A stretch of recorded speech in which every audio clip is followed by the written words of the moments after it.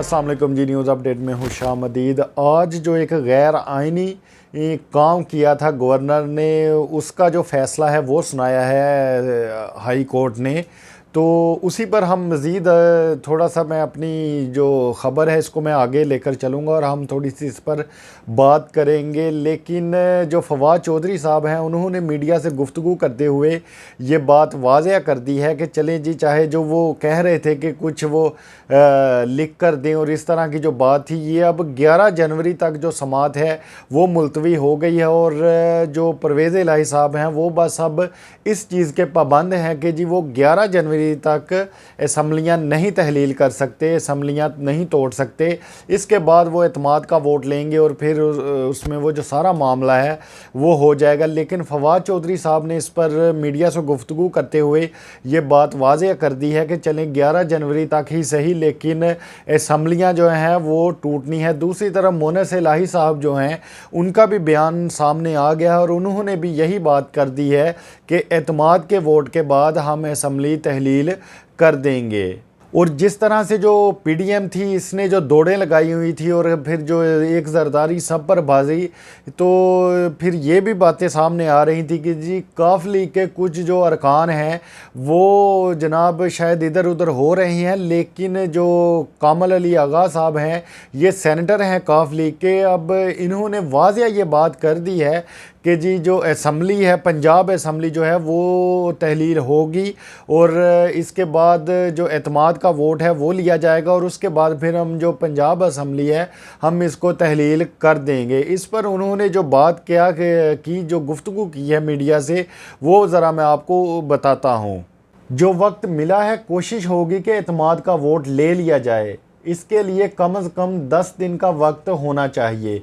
काफ लीगी सेनेटर ने मज़ीद कहा कि एतमाद के वोट के बाद असम्बलियाँ तोड़ दी जाएंगी। अब जनाब ये एक तरह का तमाचा है उन लोगों के मुंह पर जो कहते थे कि जी जो परवेज़ इलाही साहब हैं वो असम्बलियाँ तहलील नहीं करेंगे। अब इनके जो सेनेटर्स हैं वो भी अब एक एक करके वाज़ह हो रहे हैं कि सारी जमात का जो मौक़िफ़ है वो बिल्कुल क्लियर है और सब एक ही पेज पर खड़े हैं। जिस तरह से मैंने पहले भी बताया कि जो मोनस इलाही साहब हैं उन्होंने भी यही बात की है कि जी एतमाद के वोट के बाद हम असम्बलियाँ तोड़ देंगे।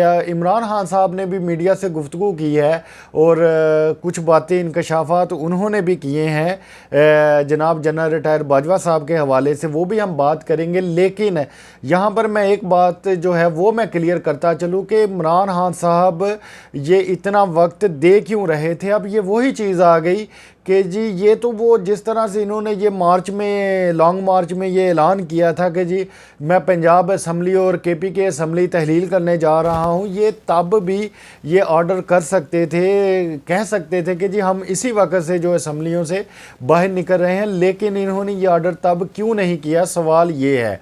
देखिए जैसा ही ये इन्होंने किया, इमरान खान साहब ने ये असम्बली तोड़ने का जो ऐलान है वो किया, तो इसके बाद हमने देखा किस तरह से जो पैसों के बैग पकड़े और लाहौर एक बहुत बड़ी जो थी वो सियासत की जगह बन गई और सारे के सारे जो चेहरे थे वो वाज़े आने शुरू हो गए थे।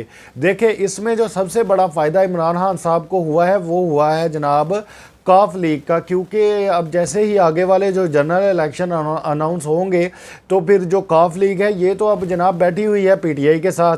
तो अगर खान साहब ये नहीं करते तो फिर इनको कैसे पता चलता कि जी काफ लीग इनके साथ सिंसेयर चल रही है या नहीं, क्योंकि जैसा ये रजीम चेंज में हुआ था जो लोग लोटे हो गए थे और इन्होंने जो 50-50 करोड़ लिए थे, तो फिर अब भी ये चीज़ सामने आ जानी थी। लेकिन इमरान खान साहब इसीलिए ये वक्त दे रहे थे कि अगर कोई बंदा कोई इस तरह का जो है वो घर का जो बेटी है, अगर वो कोई मज़ीद रह गया है तो उसको फिर और छांट लिया जाए। इमरान खान साहब ने अब जो मीडिया से बात की है वो ज़रा मैं आपके सामने रखता हूँ। इस्टेब्लिशमेंट से इस वक्त कोई राब्ता नहीं, जनरल रिटायर बाजवा से राब्ता रहता था, उन्होंने सबको ट्रक की बत्ती के पीछे लगा रखा था। लाहौर में सीनियर सहाफ़ियों से गुफ्तगू करते हुए इमरान खान ने कहा कि इस्टेब्लिशमेंट एक हकीकत है, कानून की हुक्मरानी में वही किरदार अदा कर सकती है, इस्टेब्लिशमेंट में ऊपर बैठा शख्स से ही सब कुछ होता है।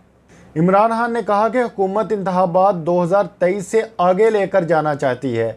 मुआशी सूरत हाल में इंतखाबात को आगे लेकर जाना मुमकिन नहीं।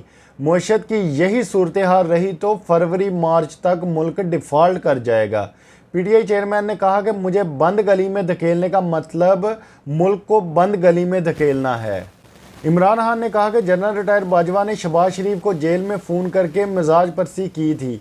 मैंने जनरल बाजवा से पूछा था, ये आप क्या कर रहे हैं?